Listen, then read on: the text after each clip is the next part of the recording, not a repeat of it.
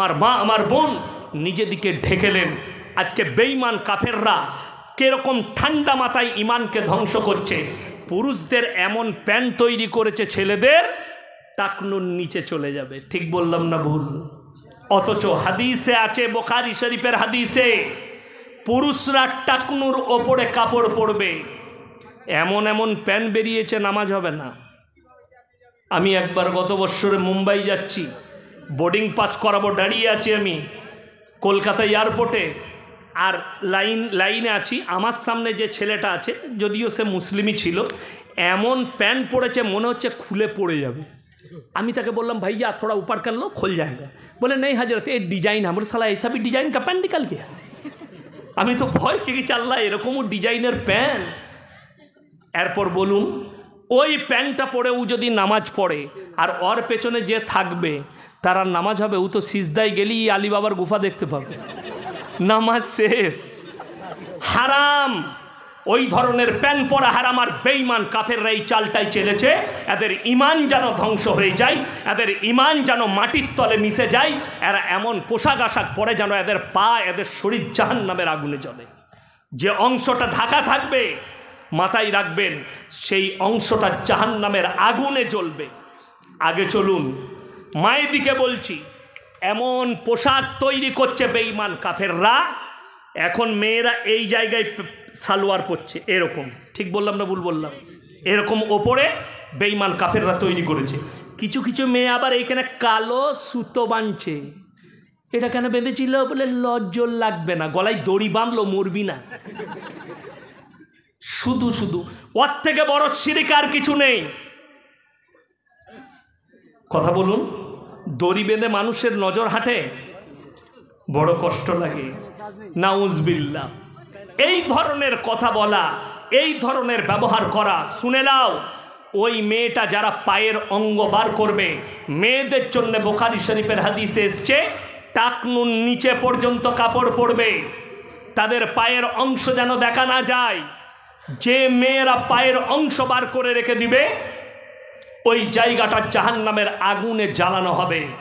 দুটো কারণে জ্বলবে। এক হচ্ছে রাসূলের হাদিসকে অমান্য করা, দ্বিতীয় হচ্ছে ওই অংশটা দেখার পরে যে পুরুষদের মনে জিনার ওয়াসওয়াসা আসবে, সেই পাপটা সম্পূর্ণ তাদের মাথায় চাপবে। আজকে বড় কষ্ট লাগে, বেঈমান কাফেররা ওটাই চেয়েছে। এই দেখুন, 1 জানুয়ারি আসবে।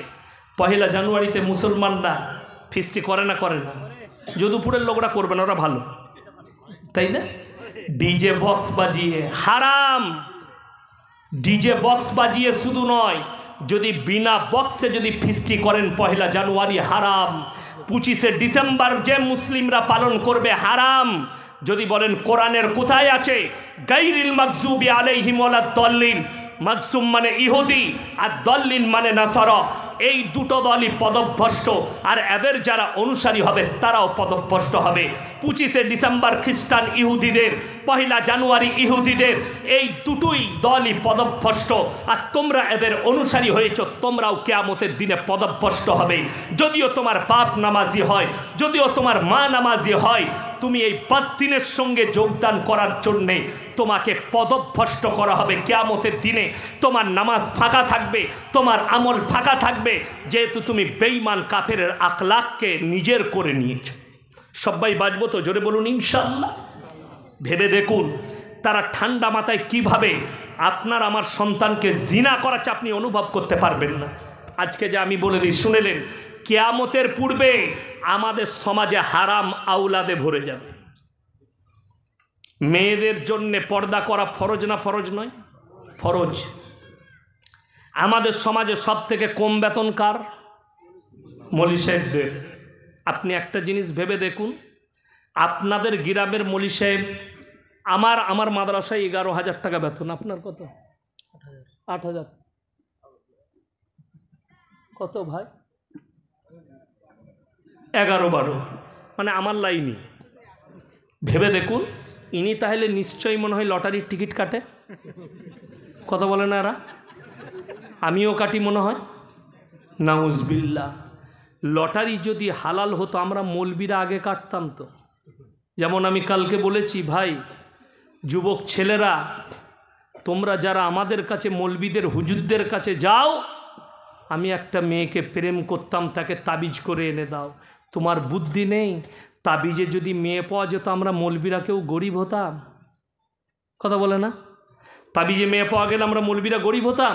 আমরা খালি খোঁজ করতাম বাপের একটা বিটি কার আছে দেখ, আর গাদা টাকা, মার তাবিজ আর টেনে ইমামতি লাগবে।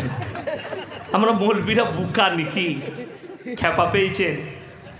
পাগল যারা তাবিজ নিতে যায় তারা বুকা। এখন তো অনেক মাল বেরিয়েছে, বলছে কারো বউ পালিয়ে গেলে 72 ঘন্টায় এনে দেয়। খোঁজ নিয়ে আমি বলেছি একটা জলসায়, যদি লোকের বউ নিয়ে পালানো জায়েজ হতো, তা আমি আগে ওই হারামখোরের বউকে নিয়ে পালাতাম। তুই কী করে 72 ঘন্টা নিয়ে আসিস সেটা দেখব। নাউজবিল্লাহ। এদের থেকে সাবধানে থাকবেন, এই প্রতারকদের কাছ থেকে দূরে থাকবেন। হে আমার যুবক, তোমার তকদিরে যে মেয়েটা আছে সেটা কেউ কাটতে পারবে না, আর তোমার তকদিরে যেটা নাই গোটা পৃথিবীর মৌলবি এক কাছে হয়ে আমল করলেও তোমার তকদিরে আনতে পারবে না, যদি আমার আল্লাহ না লিখে থাকে। পারবে না। অথচ তোমার পয়সাটা শুধু শুধু তাবিজে যাচ্ছে, ফালতু যাচ্ছে। আর অনেক মৌলবি বেরিয়েছে, ওই 7,001 টাকা লাগবে। কি বুঝলেন? কি লাগবে? একটা হরিণের লাবি কোথায় পাওয়া যাবে? এই গোটা মালদা টাউনে খুঁজে পাই নাই। কে আনবে? হুজুর। হরিণের লাবি পাবি কোথায়? ও এখন ছাগলের লাবি নিয়ে কুস্তরি মাখিয়ে আরাম করকে দিয়ে দিয়েছে। এই তো ধান্দা চলছে। আমাদের ওইখানে একজনের ডাব গাছে শিকড় ভরে দেয়, দিয়ে বলে এটা কি গো? স্বপনে পেয়েছি। সালা স্বপনে। আর ভেঙে দেখছি ডাব গাছের শিকড় আরাম করে ভরেছে। লোকরা বিশ্বাসে নিচ্ছে আর মনে করছে কাজ হচ্ছে। নাউজবিল্লাহ। আল্লাহ হেফাজত করুক আমার সমাজকে। বেঈমান কাফেররা ঠান্ডা মাথায় আপনাকে জিনা করাচ্ছে, এমনভাবে জিনা করাচ্ছে আপনি অনুভব করতে পারবেন না। আমাদের যারা স্কুল কলেজের ছাত্র আছে তারা মৌলবি বিরোধী হয়ে যাচ্ছে, কোরআন বিরোধী, রসুল বিরোধী, দাড়ি টুপির বিপক্ষে চলে যাচ্ছে। তার কারণ বেঈমান কাফেররা ঠান্ডা মাথায় এদের দ্বারা ব্যভিচার করাচ্ছে। নাম্বার 1, 14ই ফেব্রুয়ারি ভ্যালেন্টাইন ডে। নাম দিয়েছে ভ্যালেন্টাইন ডে, কাজ হচ্ছে জিনা করা। নাম দিয়েছে রোজ ডে, কাজ হচ্ছে জিনা করা। তারা নাম দিয়েছে কিস ডে, কাজ হচ্ছে জিনা করা। তারা নাম দিয়েছে চকলেট ডে, কাজ হচ্ছে জিনা করা। এগুলো ইহুদি নাসারের একটা চাল। এই মুসলিমরা যেন ইমান হারা হয়, ঠান্ডা মাথায় এদিকে জিনাই লিপ্ত করে দাও। আমাদের যুবক যুবতীরা জিনা করছে। যেমন এখন অনেক যুবক, আমাদের অনেক ছেলে আছে, ইয়ং ছেলে, তারা আমাদের মতো মৌলবীকে ভালোবাসে না। কেন? এরা জিনার বিপক্ষে, এরা প্রেমের বিপক্ষে। এরা ভালোবাসে কাকে? বাংলাদেশের এক হারামখোর আছে আবরারুল হক আসিফ, সে প্রেমের প্রমোট করে। সে বলছে তোমার যদি কোনো মেয়েকে পছন্দ হয় তাকে প্রপোজ করে দাও। আমি একটা জলসায় বলেছি, তা বাজারে যদি তোর মাকে দেখে আর আমার ভালো লাগে তো তোর মাকে আমি আই লাভ ইউ বল দেবো? পাগল ছাগলের কথা নয় এটা। এটা ইসলামে জায়েজ নেই। প্রপোজ করাটা ইসলামে হারাম। যুবক শুনে যাও, কোনো মহিলাকে যদি তোমার মেয়েকে পছন্দ হয় তার বাড়িতে তুমি শরীয়ত সম্মত প্রস্তাব পাঠাবে বিবাহের। যদি তোমার তকদিরে থাকে হবে, না হলে হবে না। আল্লাহ নবীর বেটি হযরতে ফাতেমাতুজ জাহরা রাদিয়াল্লাহু তাআলা আনহার জন্য প্রথম বিয়ের প্রস্তাব পাঠিয়েছিলেন হযরতে উসমানে গনি রাদিয়াল্লাহু তাআলা আনহু। প্রস্তাব ফিরে এসছে, বিবাহ হয়েছে হযরতে আলীর সঙ্গে। তোমার তকদিরে থাকলে কেউ মিটাতে পারবে না, আর যদি তকদিরে না থাকে কেউ জুটাতে পারবে না। নবীজি বললেন, হে উসমানে গনি, তুমি অনেক সুন্দর বিবি পাবে, ফাতেমা অনেক সুন্দর স্বামী পাবে। হযরতে আলীর সঙ্গে বিবাহ দেওয়া হলো, প্রস্তাব ফেরত গেল। মন খারাপ করেনি, বড় কষ্ট লাগে। তুমি প্রেমটাকে হালাল করতে চেয়েছো। সব থেকে বড় অপরাধ, আপনাদের মালদা ডিস্ট্রিক্টের ধারে বউ পাওয়া যায়, শুনেছেন? হ্যাঁ, ধারে বউ। আমি ওই মালদায় সুজাপুরের কাছে এক জায়গায় জলসা করছি। এইরকম ছোটোখাটো প্যান্ডেল লয়, 20 থেকে 25,000 শ্রোতা, এইরকম 10টা প্যান্ডেল হবে, মেয়ের একদিকে ছেলের একদিকে। এই স্টেজ লয়, এরকম 4টা স্টেজ তৈরি করেছে। আমি মিডিল পয়েন্টে আছি, আমার বয়ান শুরু হবে। দুদিকে দু জায়গায় দুটো করে 4টা মেয়ে বসে আছে, ছেলে, তাদের বিয়ে হবে, মেয়ে নয় ছেলে বিয়ে হবে। বিয়ে কি? হুজুর বিয়ে মরাচ্ছে, 80,000 টাকা দেলমোহর, 200 টাকা লগত। আল্লাহ, 200 টাকায় বউ পাওয়া যাচ্ছে মালদায়। তারা যখন সব শেষ হয়ে গেল, আমি দেখলাম খুতবা পড়বো না, আগে এইটাকে ছেড়ে নিই, নাহলে বেচারাটা চলে যাবে। আমি বললাম, বাবা আমি সেদিনে ট্রেনে এসেছিলাম, তো আমার রাতের বেলায় আবার পদার্থিকের টিকিট ছিল। আমি বললাম, বাবা আমি 800 টাকা নিয়ে ঘর থেকে বেরিয়েছি, 200 টাকা ট্রেনে খাওয়া দাওয়া করেছি, পকেটে 600 টাকা আছে, ঘরে একটা বউ আছে, 600 টাকায় 3টে ধারে বউ নিয়ে যাব, তাহলে 4টা হয়ে যাবে। কথাটা বুঝতে পারেননি?